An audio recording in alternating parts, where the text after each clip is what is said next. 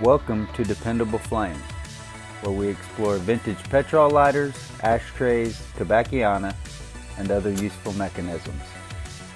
Make yourself at home. Today we are going to replace the Wick and Wadding in this old Penguin roller petrol lighter. You all know my affinity for Japanese roller lighters, and this is another pretty cool one that I've had banging around here for, I don't know, the last year or so. I think it may be missing a collar that functions as a chimney for the wick, but it doesn't seem to affect the function with it not being there. It looks kind of strange the way the wick is presented when you look down into the inside of the lighter, but it doesn't seem to affect at all the way that the lighter ignites or stays lit or in any way the function of the wick. You want to start by coaxing the wadding up to the top of the fuel hole. That's going to be your first objective, and this is my least favorite part of the entire process. I do not like subjecting you guys to the mundane and boring part of the process, but it seems as though those details are what a lot of you are after. So as a compromise, I have decided in this video to slow that down to 4 times the actual speed. This should be slow enough that you can still see what's going on, but fast enough that maybe we won't get bogged down in the process. As an example, it took me a full 2 minutes from the time that I started picking wadding up toward the top of that fuel hole before I finally got a hold of a piece and could start pulling it out. It was another 9 minutes later before I finally pulled the last piece of wadding out of it. I feel sort of like the blind leading the blind when it comes to this process. I think that there are some comments under some of the other re-wicking and re-wadding videos that lead me to believe that some viewers want to see every single strand of wadding pulled out, and not only that, but that they might like to see exactly how much time it takes me to do so. If that's what you guys really want to see, then I would like to see people ask for that in the comments. I just can't imagine that that's what people really want to watch. So as we are watching this, you can imagine that how slow and boring it would be at 4 times slower than this. So it's really just a matter of finding you a couple of picks. I use a straight one and one that is at about a 45-degree angle, and I pull them up. I try to get the wadding up there as close to the hole as possible. If there's a big enough hole that you can get a hold of it with your hands, then that's very helpful. With this lighter, that hole was small enough that I just about every time had to get a hold of it with one of the small pair of pliers and then pull it up enough that I could grab it with my fingers and start pulling it out. Now you'll see we'll take the pliers and get this old wick out of here.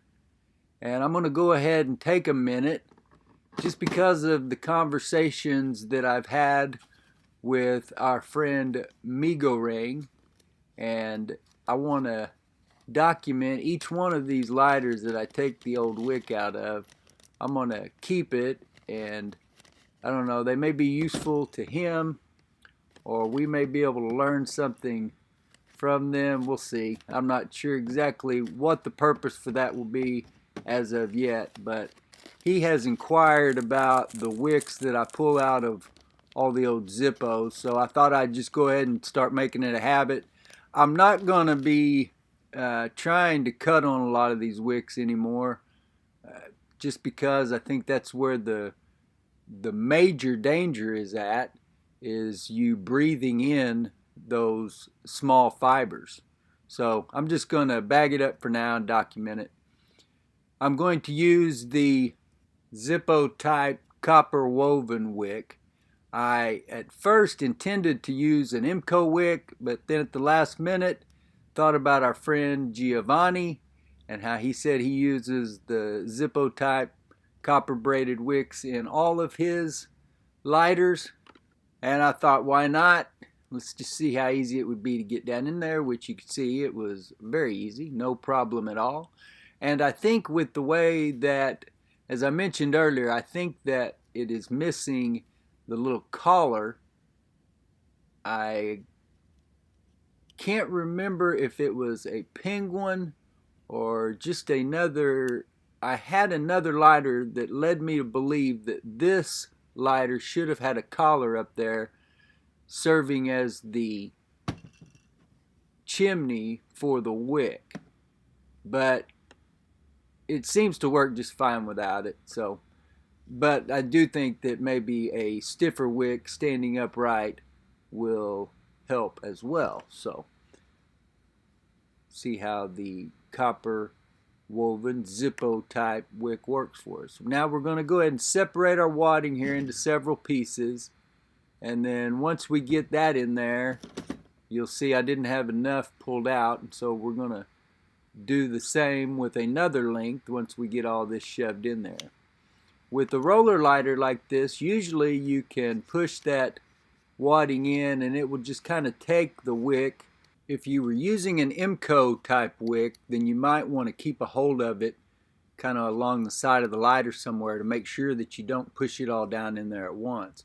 But with this stiff copper braided type wick, it seemed to hold its own and just kind of feed in there just about exactly as much as I needed it to as the wadding went down the hole. There were a few times where I had to stop and thin out the cotton wadding, and I haven't sped this up at all, slowed it down, or manipulated this part of the video at all, although it may seem as boring to some people as the pulling the wadding out does to me. But once you get that going down in there, you want to make sure that you feed it from side to side and get it as evenly as possible. You don't want to get it all bunched up on one side and then you end up with sort of a cavern or space down in there where it's just open air for fuel to slosh around in. It'd probably be fine. It may leak a little bit more if you were to do that, but it would definitely affect the fuel efficiency of your lighter at least.